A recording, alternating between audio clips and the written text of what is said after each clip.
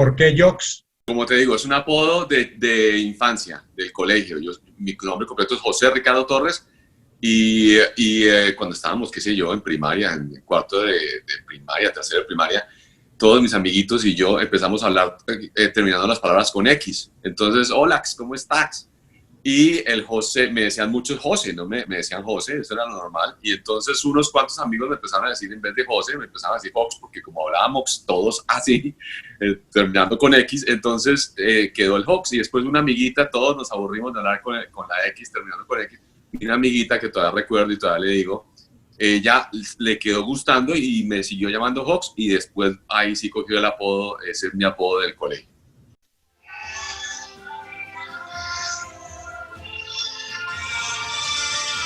¿Por qué? ¿Cómo llegas a la música de Bolívar?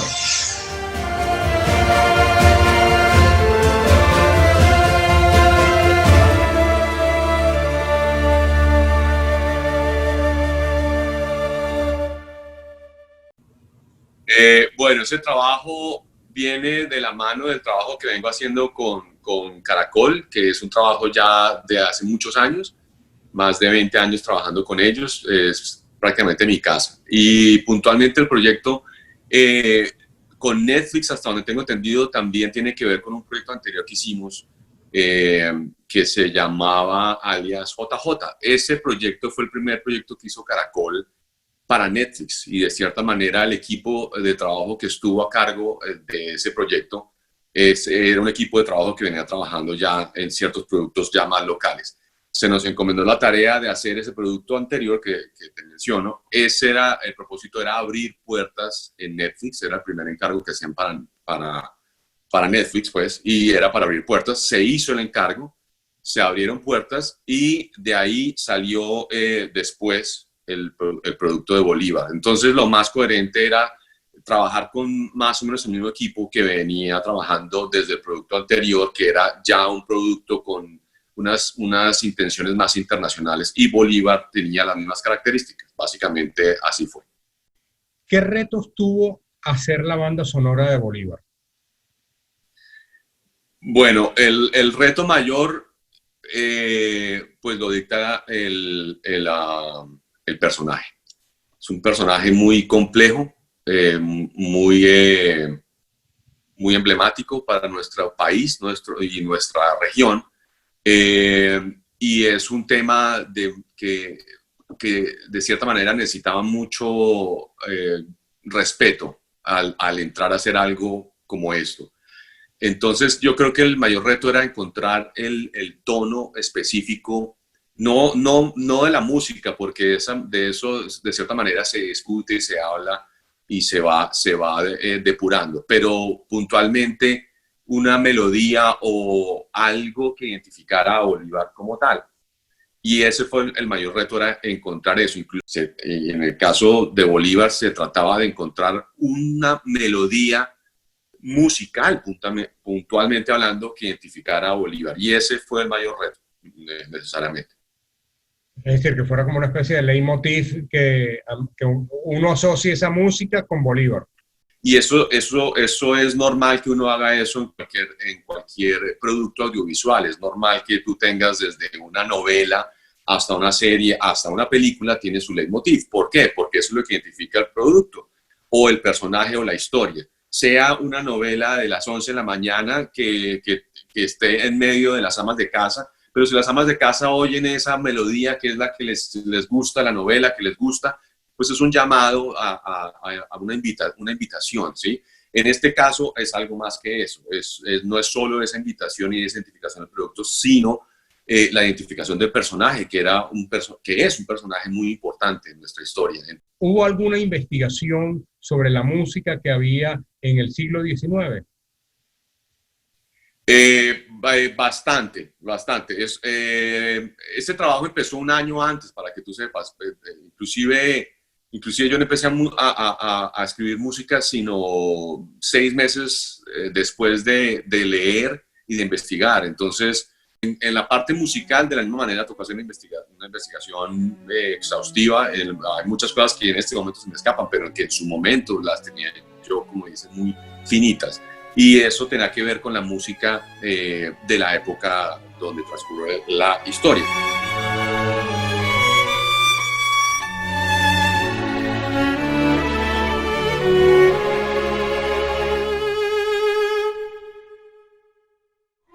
Hago un paralelo y un paréntesis porque es importante reconocer la música romántica y la música que existía en el tiempo de Bolívar. Y era un momento también, históricamente hablando, en el campo musical también muy interesante, porque de cierta manera uno ve un pequeño paralelismo, y lo vi estudiando precisamente su historia, entre la vida de él y la vida de Beethoven. No hay mucha diferencia en sus lapsos de vida. Ahora se me escapan, pero son 3, 5 años de diferencia entre los dos. Y de cierta manera, Beethoven fue un personaje muy importante también en la música y de cierta manera estaba rompiendo también muchos esquemas musical. Entonces, no es en vano que me tocara tomar muchos de esos elementos de la historia musical de la época. Entonces se investigó acerca de Haydn, de Mozart, de Beethoven, y a partir de eso se empezó a construir ya más o menos el universo musical que iba yo, o la paleta de colores donde me iba a mover yo. En las composiciones hay algunos elementos propios, digamos, de la música colombiana, de instrumentos que identifiquen digamos, a los países en los que estuvo Bolívar. Sí quedaron varias cosas, de arpas, de zapateos, aquí los dicen con cotizas, de los que hacen zapateos con cotizas, quedaron ciertos cuatros llaneros. ¿Qué característica tenía la música que acompañó a la parte de las batallas?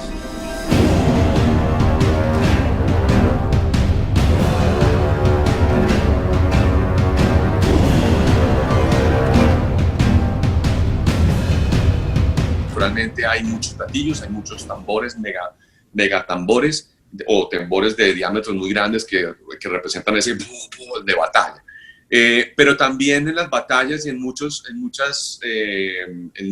episodios, en muchos pedazos de la serie, había contrastes fuertes entre estas batallas o esas confrontaciones y los momentos de reflexión o los momentos de gloria. Tradicionalmente ha sido el cine el que ha dado a conocer a grandes compositores de bandas sonoras. ¿Crees que eso está empezando a cambiar con las series? Definitivamente pienso que sí. Para no ir más lejos, la banda sonora de Game of Thrones pues es una banda sonora muy reconocida y que trasciende lo que inicialmente o antiguamente se esperaba de un programa de televisión o una serie de televisión. La banda sonora de Bolívar se puede descargar, la sacaron en CD. No, fíjate que ha habido el mismo caso con varias series y desafortunadamente yo estoy muy supeditado a lo que haga Caracol. Y en eso sí es una lástima porque me parece que sí se están desperdiciando muchas bandas sonoras, no las mías nomás, sino las de muchos otros compositores que trabajamos ahí en el canal, porque de cierta manera tal vez no le han puesto la atención que se debe. Caracol no es un negocio de música, sino un negocio de televisión y tal vez por eso no le han puesto la atención debida. Entonces no hay dónde descargarla. ¿Quién ha sido el compositor de una banda sonora que tú más admires? Tal vez de los que más me marcaron desde temprano, cuando yo ni siquiera sabía que iba a terminar haciendo esto, tal vez fue Ennio Morricone. ¿Cuál fue el que más te gustó?